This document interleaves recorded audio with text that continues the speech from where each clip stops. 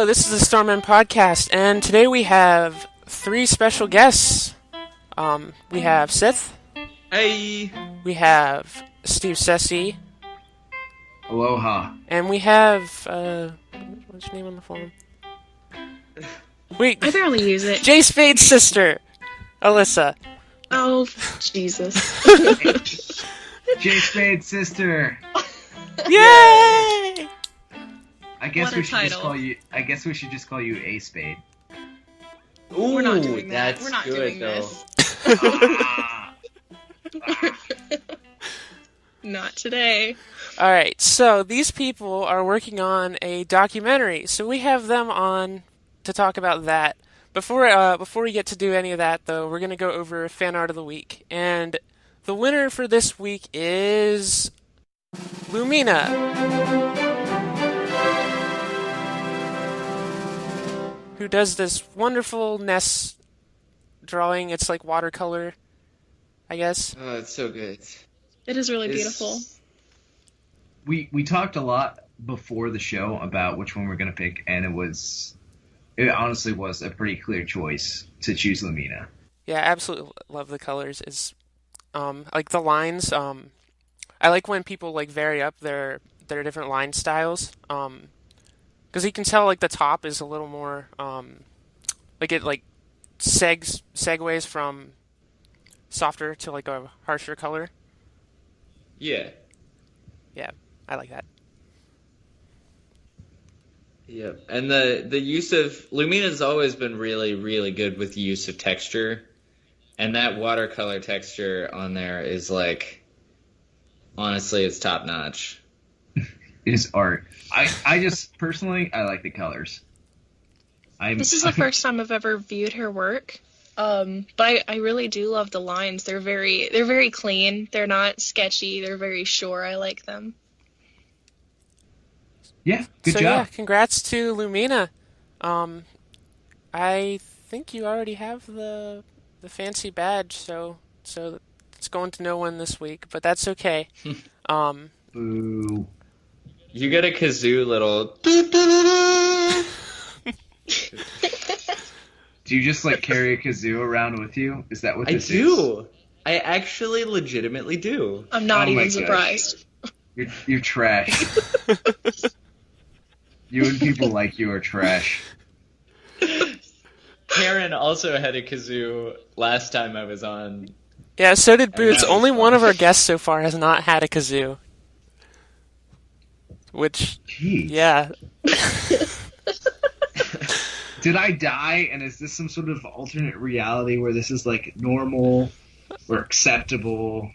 Because it's not. Where I'm from, this is like pain and death and suffering. Maybe we're the normal ones. You need to go buy a kazoo right now so that you can be like fit to be on this podcast. Actually, No, I don't we're wanna be kicking like you off you. the show is the thing. Because I didn't You even didn't- want to be here. Oh. Ouch. all right, I so enjoyed it. who the heck are you guys? Why are you here? What is this? Evan, do you want to go first, since you obviously want to get this over with as quickly as possible? No. I actually want, since this is your project, Okay. I want you to go first. Okay. I guess I'm known as Sith on Starmen, but my name is Josh Bone Christian, and we're working on a documentary called Mother to Earth, which is about the history of EarthBound Beginnings. And it deals a lot with like the sort of, I mean, a lot of people on the forums know that there was a translated version that was ready to go and never released up until last year, and it's sort of like filling the gaps of how that happened and about the prototype cartridges and all that. I'm acting as one of the directors and producers. I know Evan is as well. And then Alyssa is doing art, which is Yay! actually incredible. It's Oh, thank you. incredible. Thank you so much. Yeah, I've seen some of the art. I think from the Twitter, which you can follow at self-plug. What is it? The Twitter is. You got this, Josh. Oh no, it's at Mother to Earth MV. And MV stands for movie, if you need to remember those 2 extra letters. We're also on Instagram with the same handle, and we're on Facebook if you go to /Mother to Earth. We're also on Tumblr. Yeah, we have a website too. It's literally just mothertooearth.com. So we're pretty easy to find, actually. And of course, we have a Kickstarter as well. Yeah, that's sort of like the big event that's going on right now, is that we're actually kickstarting the film. And I am actually providing the link to that in the little chat thing. We'll post it in the description, I'm sure. Yeah, I saw you guys were like a third of the way funded, which is absolutely fantastic for how long it's been up, I think. We're doing great so far. Yeah, we recently broke a third about 3 days ago, and we're really happy about that. Yeah, it's like trying to think about, like, I know we've been working on this project in some form or fashion for the past couple years. And finally, like when the Kickstarter was about to launch, I was like still very, like, it felt really surreal, and it was very like, I was just sort of not really thinking about it all that much, even though I was working on it in depth. And it's like, it's honestly been an incredible experience seeing how far it's come. Yeah, it really has. What really helps this entire thing just go so great and honestly so smoothly is the team that we've managed to assemble. It's honestly, our team is unbelievable. And I love them so freaking much. Oh my gosh. I'm sorry. I have to Don't joke. cry. I'm gonna cry. I cry every time. Well, we have because I mean, obviously Alyssa's doing the art, and we've got Evan and I, but we've also got Christian, who's our he's a producer, but he's also our videographer, because he's done documentary stuff in the past, and he's really into video game collecting, which is a huge part of the story. There are some pretty crazy stories about collecting that I've heard from him. And it's really like... And then, of course, we've also had Austin O'Rourke and Cole Messitis as artists for the soundtrack. Composers. Yeah. Yeah. And they're making a completely original soundtrack that's inspired by the game.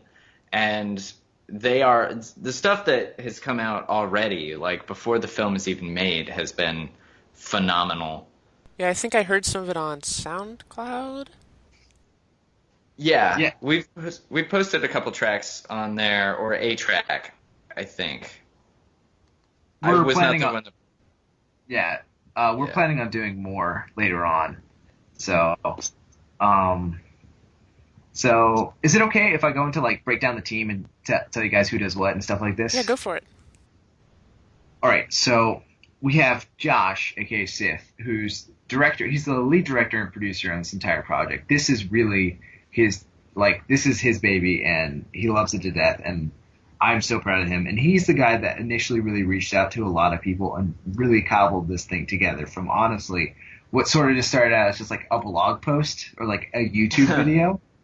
All this began with, honestly, just hey, let's do a little thingy.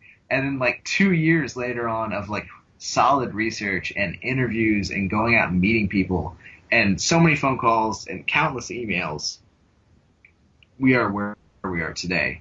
And so Josh he's the lead. He's the best. This is his project, and I love him to death.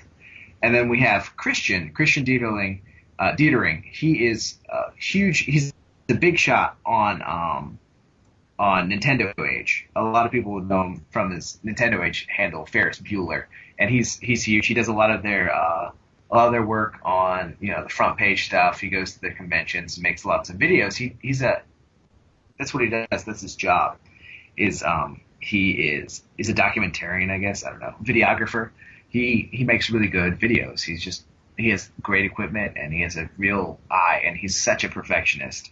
He really is, and it drives me crazy a little bit. And then he's also the producer, and then you have me, and I am a producer and director, but I'm also more of a line producer. If you guys know what that is, it's sort of I handle all the behind the scenes stuff.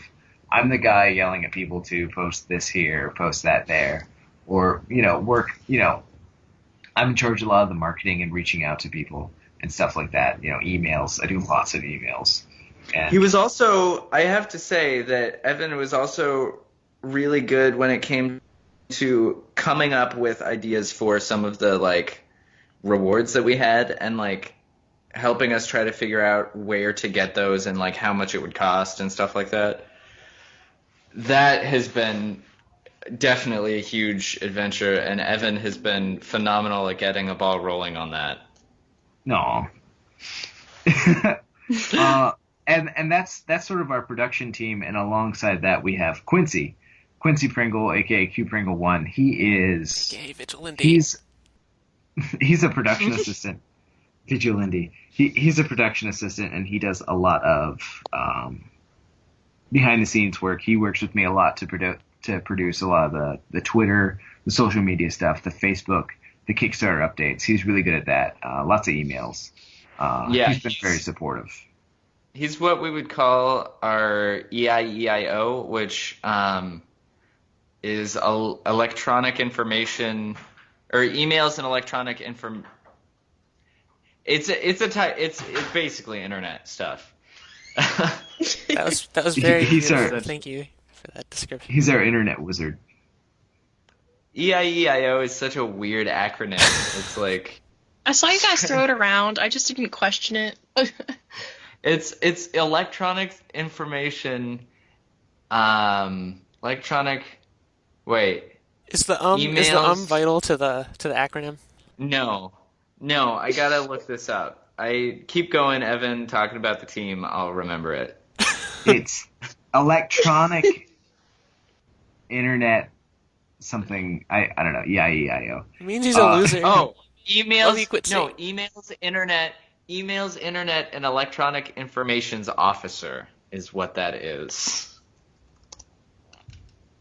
Needless to say, it sounds a lot fancier than what he's probably doing. So he's a media wizard. Yeah, and he also writes a lot of emails. Media/email wizard. Yeah. Anyways. And anywho, any banana. Top banana. And then we have our entire artist crew, which is fantastic. We have Alyssa, obviously, A Spade, aka J Spade. No. She's our in-house artist. She does a lot of. She did our logo. She is fantastic, and I love her. I love her so much. You're the best, Alyssa. You really are. Don't cry on the air. I won't edit it out. You'll ruin our levels. Just oh god, I love you guys so much. So Alyssa's our in-house artist, and she does a ton of work. And then there is Jorge Manuel Velez, aka Kaije Tsudo, aka JMV, and he did our theatrical poster. He's on the forums as Kaije Tsudo, and he's done a lot of really awesome just illustrations and work for a lot of different places. He actually worked for Archer. That's what he does. He's one of the illustrators for Archer, which is really cool. So he's a professional illustrator or graphic designer. I'm not sure exactly what his preferred title is. And then there is Marco Fedele, who is our resident Italiano. He makes the he is pizzas. made he love of the pizza. Love of the pizza. He's a pizza snob. Pizza queen. Oh man. Pizza queen. I'm just remembering MagFest when we all sent him tweets of our pizza The same when pizza. we went to that one pizza place. Same And pizza. he banned us from Italy. And then we have Odori, aka Audrey Taikanuk, and she's another one of our promotional artists. She did one of the mini posters, just like Mark Odo. And Mr. Mars, you guys might remember, he's a bit of an oldie on the forums. His name is Philip Stankus. He's an art graduate, and he is fantastic at El Arte. I freaking love that guy. Oh man. I don't know. I'm just happy. I'm sorry. Yeah. I love everybody. Well, I mean, I guess for references, if people, I remember now that I'm thinking about it, Jorge also did not only did he do the Robot Smash fan gamer shirt, but he also did the art for the EarthBound Reshuffled cabinet that they used during Camp Fangamer last year.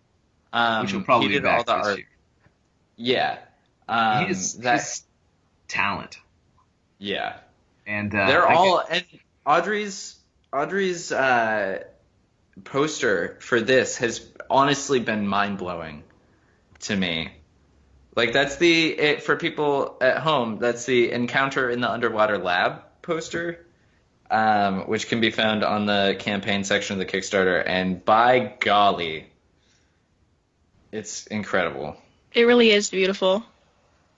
It is fantastique. Everything's just been going freaking great. And I guess we can unveil a few extras since no one will ever listen to this podcast. Yeah, you're appealing to your audience of like 10 people. Yeah. So we have Angie, aka Shannon Murphy. She's working on some cool little character cards that will be available as add-ons for the Kickstarter campaign. So if you're a big fan of her, definitely take a look at that when those go live. And then we have a few other artists that may or may not show up. Depends on if they actually get the work that I asked for them to get done. So I literally spend most of my time yelling at artists. It's true. That is literally my contribution to this project, is yelling at people to do their job. That is what I do. I do my job. Yeah, I know, you do. Does their job. It just takes a little time sometimes. I have to yell at Quincy all the time. Well, Quincy, I mean, so do I, and I'm not even involved with the project, so. I love Quincy. Be nice to him. I love Quincy too. I wish he was here. But he's not, so let's talk smack about him. I'll edit him in post. I'll just be like, hey guys, Edit him in it's post. Quincy Pringle. Quincy will just pop in for a second and be like, ugh, come on guys, cut me some I slack. hate all of you.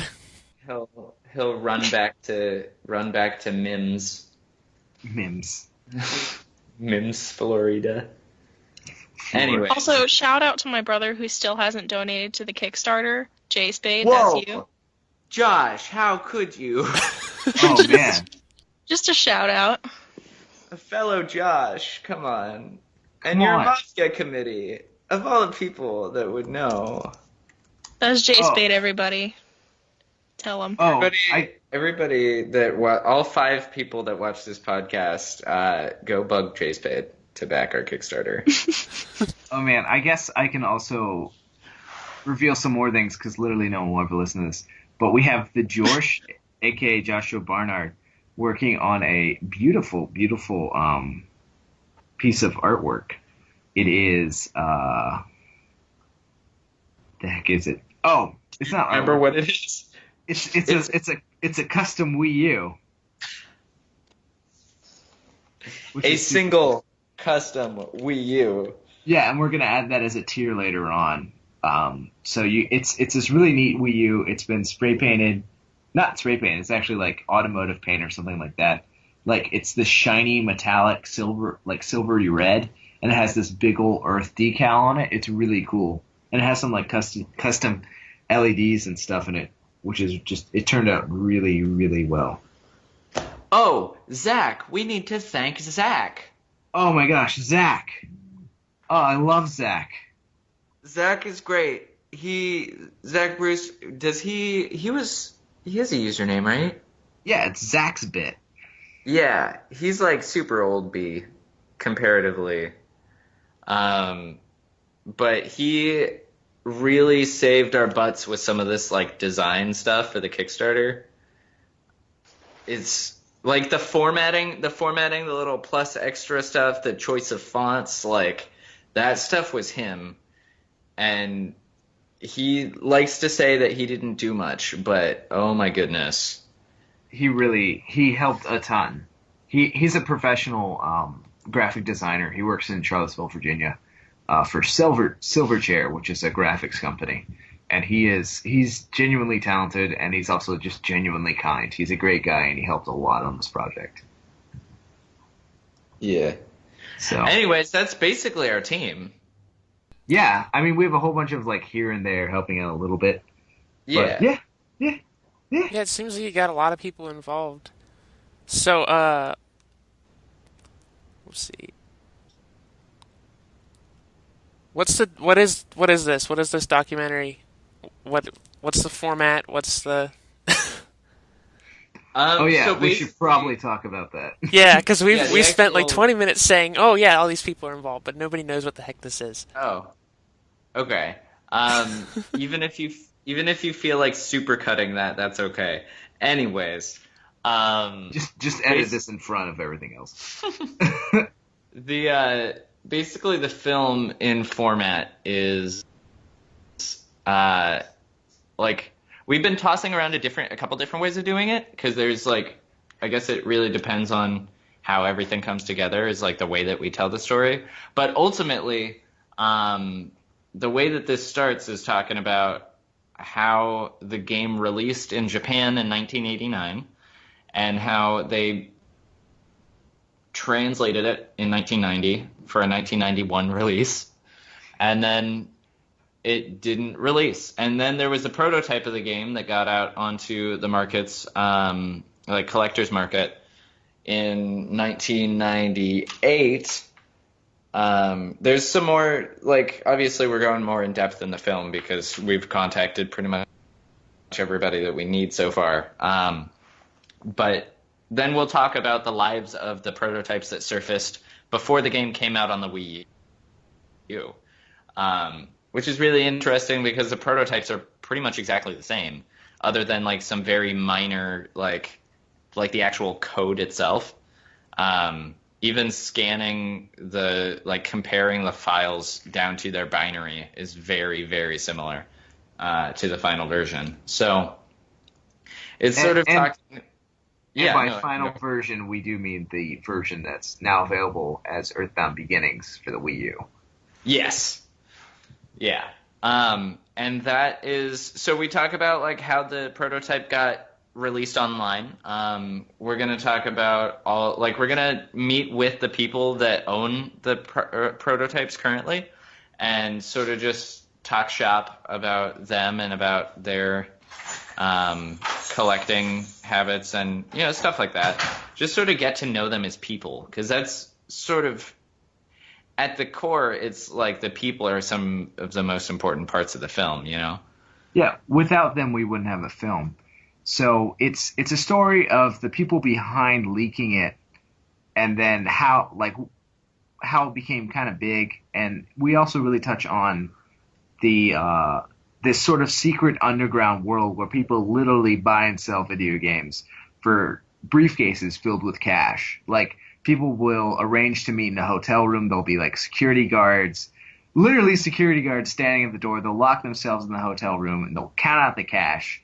And they'll test it. They'll test, these games. It's absolutely insane. It's unbelievable. It really is. Like, I'm not like pulling your leg. This is super legit, and it's crazy. Every time.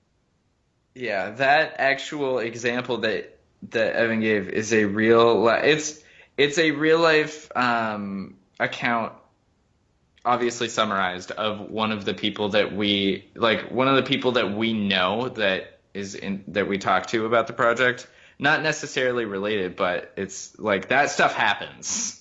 It's real, and it's just insane. And that's what Breaking Bad was based off of, actually, is the video game market. So yeah. Well, Christian, who's one of our team members, literally has had a briefcase, like a freaking metal, right. like is he carrying around nuclear codes or video games?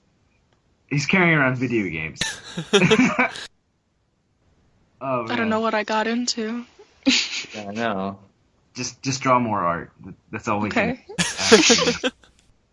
Just more. But yeah, no, it's just a cool story. That's what this documentary is. It's just like, let's talk about this cool story. So how did you get all this information? Where did you track these people down? Oh God, that's all sorts of that's fun. That is the meat of the documentary. So originally, and this is actually kind of interesting because it's somewhat relevant to the site as well. Back during the the prep for the Mother 25th Anniversary Fan Fest, I got really interested in the history of the game, and so I started looking stuff up just sort of on my own time and trying to find people. So I ended up tracking people through online and got interviews with them for personal use via IM and Skype and stuff like that. And then once I had all that information, I did the Phil Sandhop interview actually for Starmen.net that is on the Starmen.net YouTube channel, and that's how I got to know Phil, and he's a great dude. But once we did that, I just had a bunch of information that I didn't know what to do with. I even made a zine as a school assignment, and I have a hard copy of all of this information that hasn't been posted online. And it was just sort of a matter of figuring out how to release that information and how to get it out there so that people could see it. And so you decided on the documentary. Yeah. So that's Evan. I think was at MagFest. Oh man, it was MagFest 2 years ago. 2 years ago, and that's where I met Christian. And he, a few months later, called me up and was like, "Hey, you want to make a documentary?" And I was like, "Yeah." I called up Josh in the middle of the night. It was middle of the night for me, but he's on the West Coast, so there's a 3-hour time difference. And so I called him up in the middle of the night and we need to just all that information that you got. You need to do something about it. Let's work together and make a documentary. And so we're we need to do this, and we need actually do it. And so I was blood pact. We have to make a blood pact.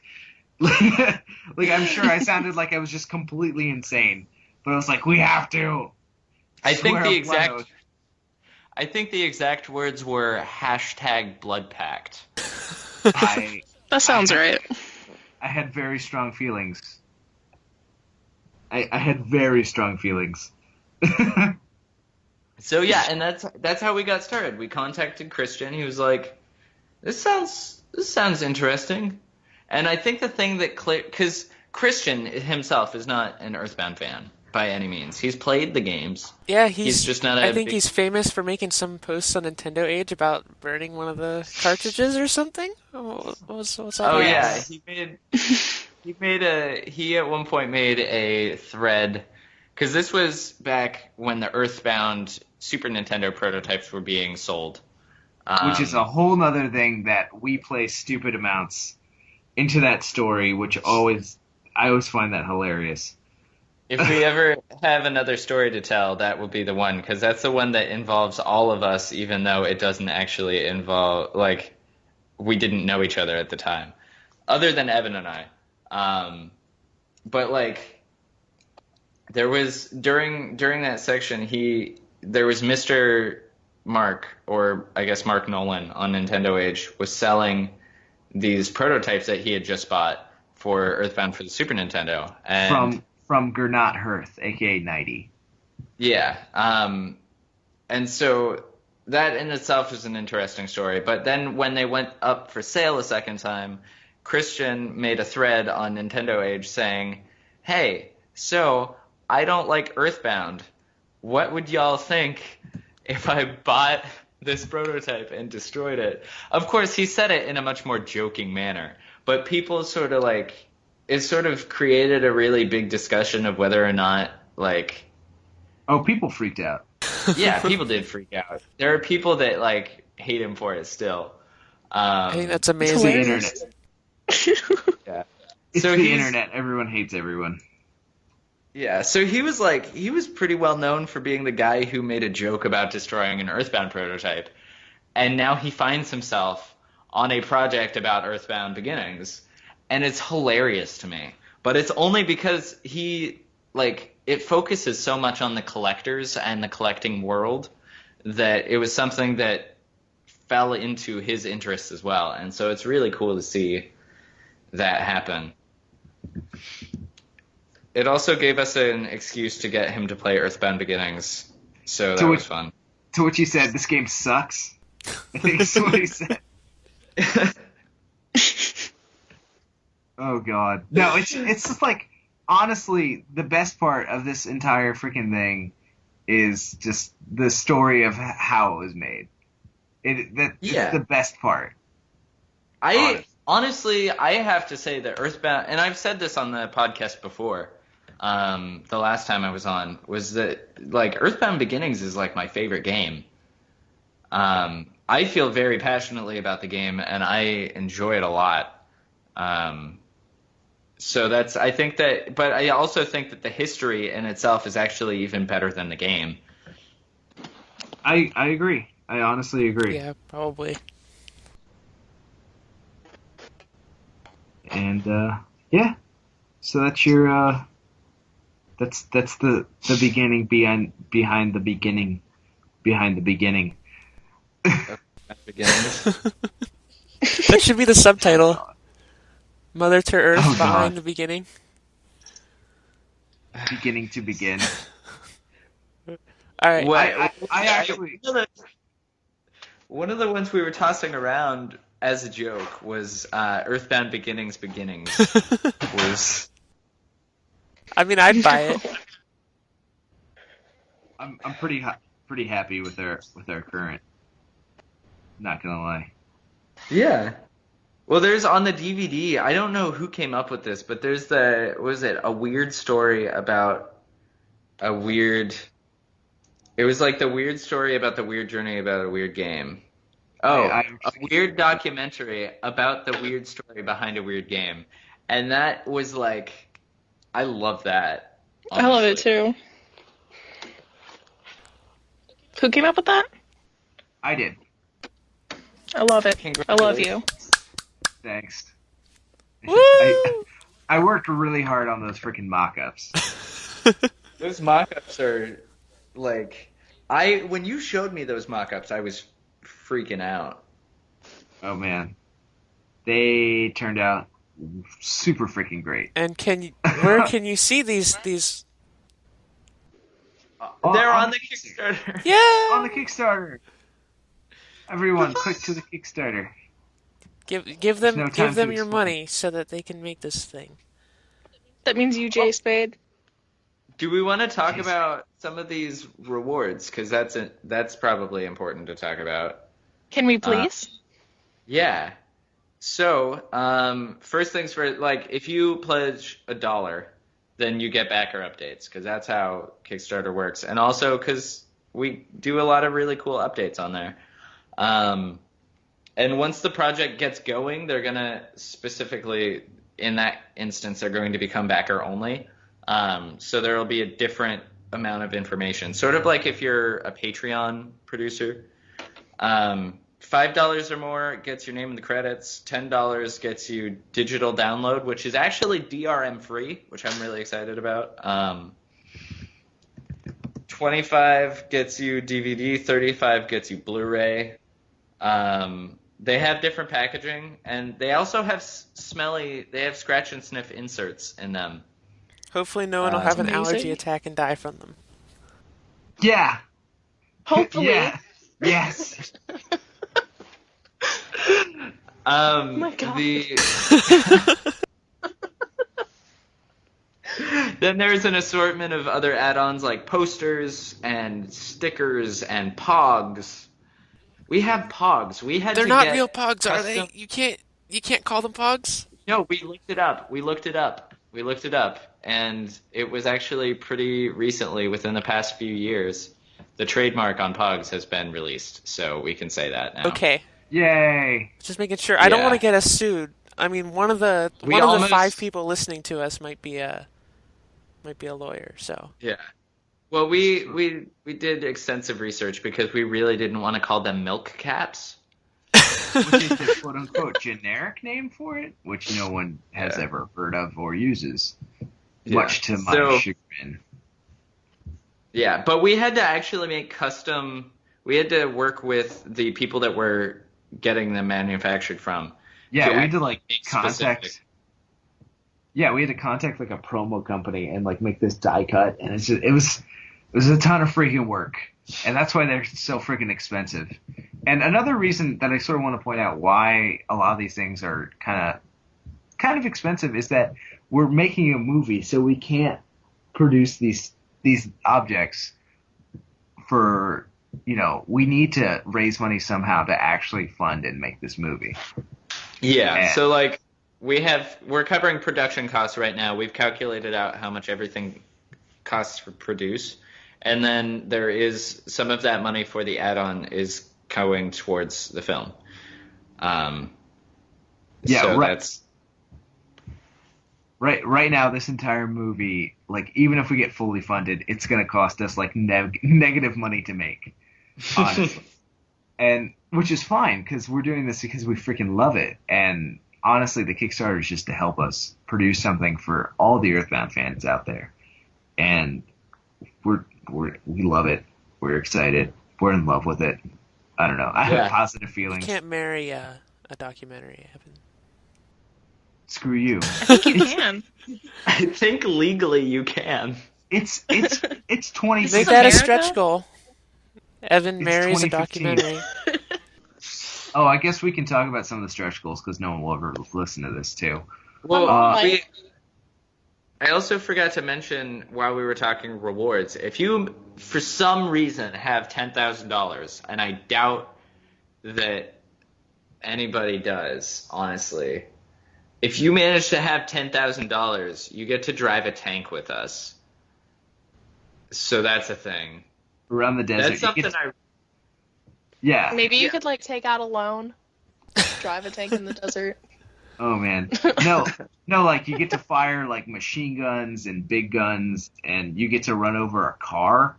Like you literally get to run over a car, and if you really want, there's an option for you can drive the tank through a house. FYI, I think that's a little bit more, but yes, if you're just stupidly rich, just get the tank thing. Do we know what kind of tank it is? I'm just curious. It's a Sherman, actually. It's a really nice tank. Ooh, what year is it? It's a World War II Sherman tank. So happy. So that's a thing, and that's something that we were talking about it, and we really want to do it, but obviously, like, the only way that we're gonna have the money to do it is if we have it be this top tier. So, and I heard they were gonna put the video from it in the documentary or something. Yes. Yeah, that would be a little excerpt of the documentary. Would be the actual driving of the tank, because there's a lot of transportation as a sort of recurring theme of the film and of the game. Because you get to fly in a plane, you get to walk a lot, there are cars, there are trains, and there's a tank. And we realized that the one that we couldn't use to get from place to place was the tank. And so we tried to figure out how we could still fit that in there. I remember that phone call. I was like, guys, let's just drive a tank. Come on, tank. That was a good call. And you also, as an added bonus, you also get like all the other tiers, I think. You get like everything. You get executive producer credit and on as well. So that's it's a pretty good pack. Oh, and 2 plaques. Not 1, but 2 plaques. So we heard you like plaques. So we got you 2. We it's got just you what so I many always freaking wanted. plaques. We got you a plaque for your plaque. Yo, dog. Yeah, no, I was working on the tier list and an executive producer credit, and it's like, yeah, we'll like give you a plaque, and I was like, that's literally not enough. I was like, screw it, 2 plaques. So we're planning on one of the plaques being like actually really beautiful and ornate, and the other plaque just being like, I spent a lot of money. I'm sorry. Yeah.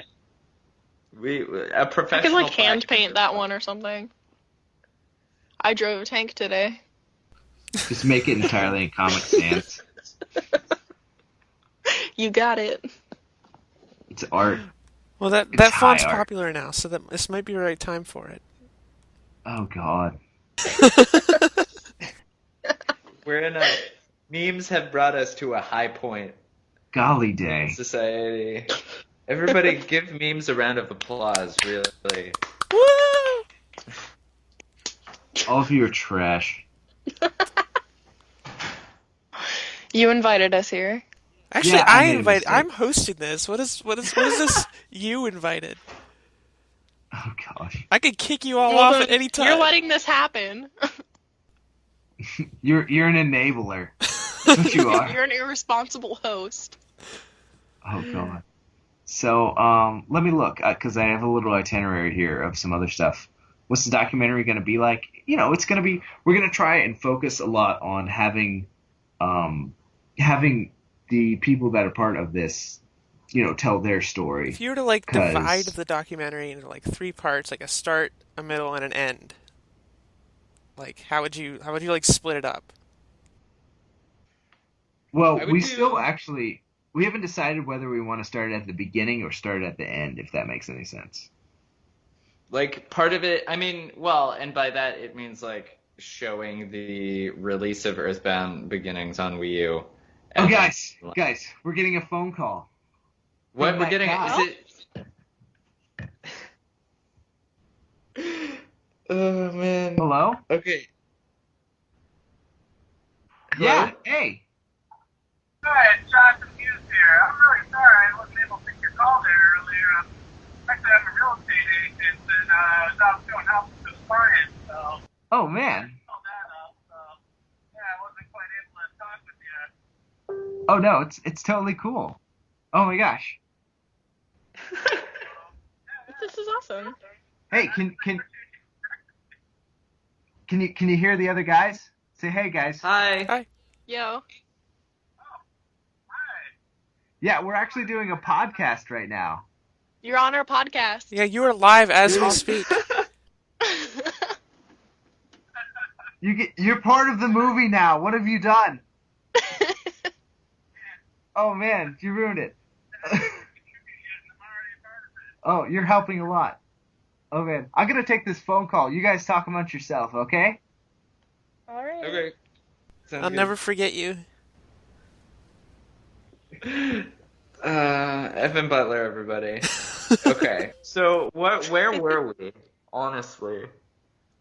We were You're talking about how are we gonna go about the movie? Is it gonna be beginning, middle, end, start at the end? Yeah. Well, I think as far as it goes, like I think it's important to mention that the game came out 25 years after it was supposed to, like as a little sort of intro. But I think chronologically is probably the best way to go as far as discussing the actual history. So it would probably start out with like the little tiny intro of like, oh, it released and this is how it happened. And then go from the failed localization process, talking to Phil Sandhop and Matt Alderman,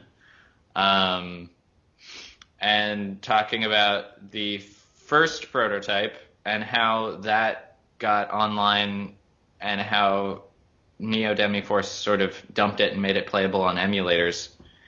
And then from there, it's talking about what happened to those prototypes after the game was already released online and sort of like the collector's culture of that. Ultimately, sort of leading up to why they enjoy collecting and what makes that, like, why that's an important part of their life. Yeah, I think one of the things that like really stands out about the documentary is it's not really just about the game, but also about just like the process of like digging up these prototypes and like collecting and like I think people even Yeah. outside the Earthbound fandom might be interested in it. Yeah, I definitely think that this is like one of those films that really, because like there are some that sort of focus on video game collecting to a certain extent. I know Rob McCallum has made a couple documentaries that are sort of about that same vein. He actually has a documentary about video game box art that the Kickstarter is uh, going on right now as well. But he I know made a game or he made a documentary about his friend collecting every single NES game. And so there's sort of like a discussion about the collectors community, but it hasn't really like made it super big into the public eye, if that makes sense. Like a lot of people don't realize that there are a lot of people that collect video games as a hobby and will shell out ridiculous amounts of money for it, you know? I think It one of is the Oh, no, you go.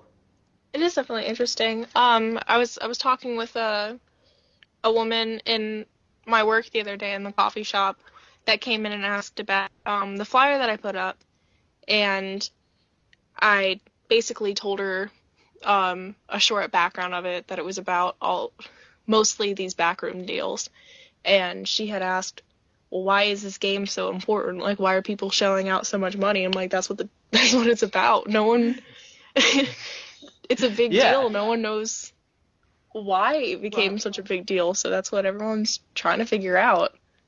yeah. Well, I was like, what was it? It was the first time that I ever talked to Andrew DeRuin, who's he's one of the owners of the prototype that the game was dumped off of and made playable for emulators. And I remember as I was talking to him online through, it was like AIM, I think, and I got a message from Evan of another guy who's like, I guess this high profile LA chef that has like two downtown restaurants in LA that was like, hey, I really want to buy an Earthbound Zero prototype. Would you be able to help me find one? And Evan was like, I actually just talked to a guy. So Evan somehow, like, he was trying to communicate with me and this other guy who sent us, I kid you not, we have photographs, and I might even try and, like, provide those photographs for you to, like, add somewhere. Is like, he sent a picture of $10,000 in $100 bills laid out on a table. With a Coke can for size and like all of the rings there. Like it was legit. And it was honestly the most baffling thing I've ever seen in my life. And that was one of those things that like really clicked for me, like, oh my goodness, people need to know that this stuff actually happens. Because it's so far off the radar that like it's insane. Yeah, I know people go crazy for like limited edition cartridges and stuff, like the Donkey Kong, like they have like one at trade shows that they used to show, where it would like time you, and like that goes for so much money. Oh yeah. But then you think these things are actual prototypes that never got like played or released anywhere, and so it's got to be crazy just how much money goes into it. Yeah. That's like there's so much. I mean, when you're looking at like Mother 3, for example, hasn't been released in America at all, but it's been released in Japan, and that's just a Game Boy Advance game. Like it came out 10 years ago. As far as time goes, that's like not that strange. Um, and there's a lot of like it's weird because even importing something like that is like upwards of $70, right? Hmm. Just for the cartridge, not even for the deluxe box, which is like almost it's like getting up to like 150 now. And that's something that was But actually on the like market too. So yeah, That's the thing that actually sold in stores. And like the Ban Presto figurines that were found in like crane machines and stuff in Japan. Those are also like 70, $80. And those are just like the lower tier stuff. When you get into the actual like games, if they're like, if anyone's had trouble, I know I have, buying an Earthbound cartridge just to play it on a Super Nintendo, you realize how expensive some sort of really obscure thing for the game might be. Like a ruler or an air freshener, or Yeah, the air freshener or the pizza box that supposedly exists but nobody has seen. Like that, it's weird. There's even like, we were talking to Lucas Tisma, who is an incredible collector of Earthbound memorabilia, and he has like a little music box. It's like a German music box that plays the Saturn Valley theme. That's really cool. Yeah, this is like collector's items are so out there that like, and especially for a series that has such a robust history, like it's really fun to talk about. Okay, so as far as figuring out when the film's going to release, the Kickstarter ends in about 20 days. And if we get funded, as soon as we possibly can, we're going to start scheduling for interviews. To keep it reasonable, because we have no clue if there's going to be mishaps or scheduling problems or things like that, we are planning on hopefully having the footage done and ready to go into pre-production by next year. And then post-production is going to take a little while. But our estimated ship date, like when we're sending out the backer rewards and stuff like that, should be December of 2018, which is a ways out, but like as far as getting everything done is actually pretty reasonable.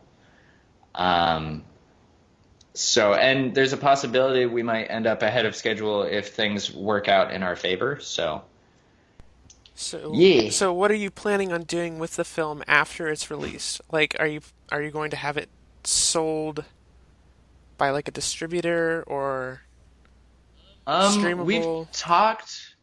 We've talked to people before, like some distributors already, like at PAX, for example. We talked to some distributors that seem to be interested.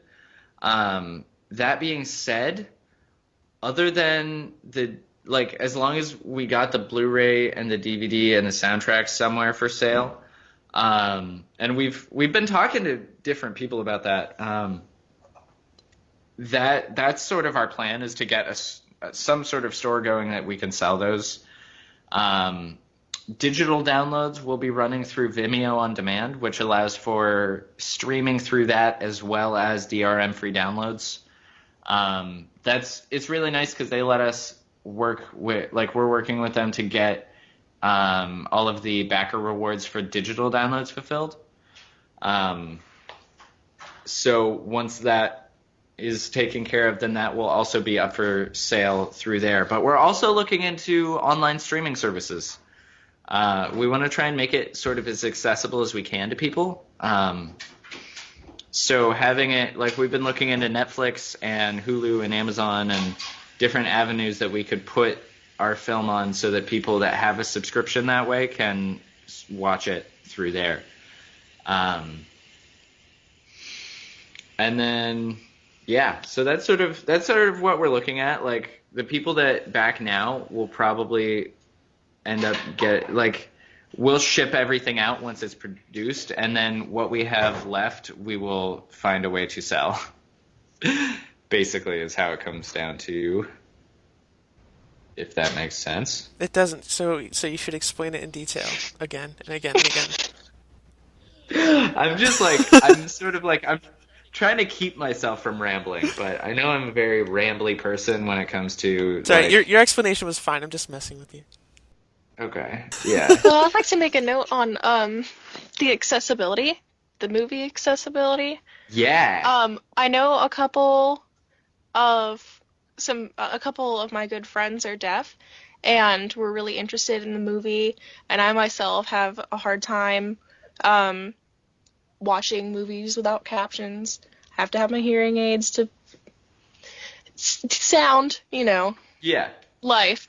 And we're really concerned that we wouldn't have it because they wanted to see it and they wanted to enjoy it just like everybody else.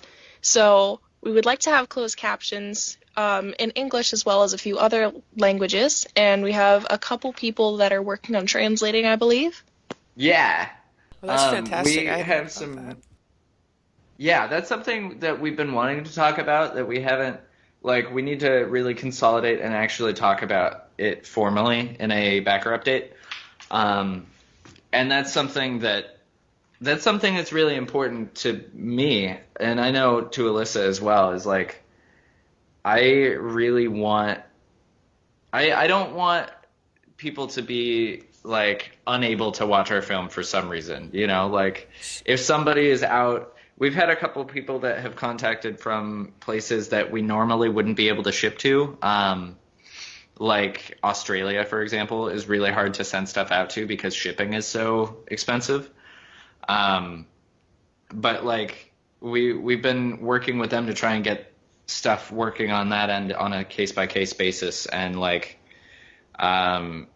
we've been working on seeing what languages are really requested, like the sort of languages that we have a lot of a following on, and figuring out what we can feasibly do and try to pack as much into those accessibility options as possible. So if you were to like say there was a target audience for the film, is it EarthBound fans, or is it being somewhere in the middle between just being accessible to everyone, or? Well, I think to a certain extent, I recognize that a lot of people that know, like, that are really deep into EarthBound know a lot of the story already, if that makes sense. There's a lot of like you can get sort of the basic outline of what happened and how that all went down by looking it up online. But as far as like the actual real details and learning about the people, that's something that EarthBound fans, I think, will definitely have. Like, there's definitely new information that has not been posted online that's really intriguing, but also you just get to know the people, and that's really incredible. But then there are, of course, the people that don't even know what EarthBound is or why it's important, and so I think that that's something that we really want to hit as well, is sort of like talk about this, how even using this as a whoa, there was a buzz just now. Oh, I'm sorry. That's okay. There's like, I think I'm not editing to a that. certain extent, that's whatever.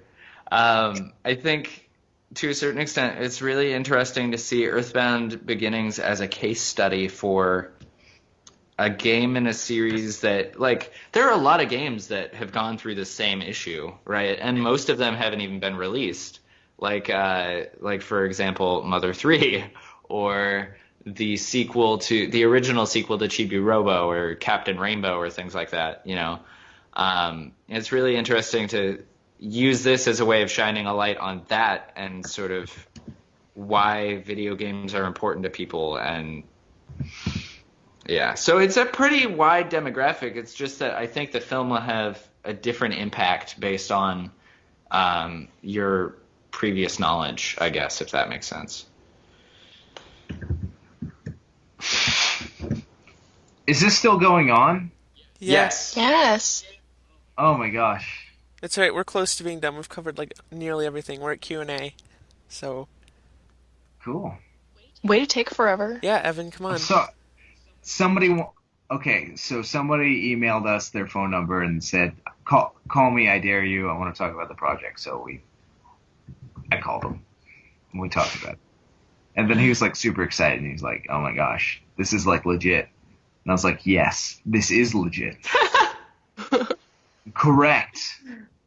Oh man. So if you were to quantify how legit it is, for the wonderful listeners of our podcast, all 5 of them. Hi, Mom.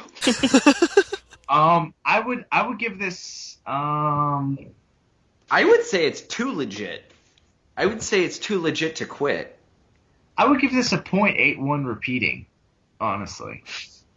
A half A button press, if you will. Super half 8 button press, brothers. The search for more buttons. Scuttlebug raising. Dude, Super Scuttle Brothers. The search for more scuttles. Okay, anyways, let's keep going.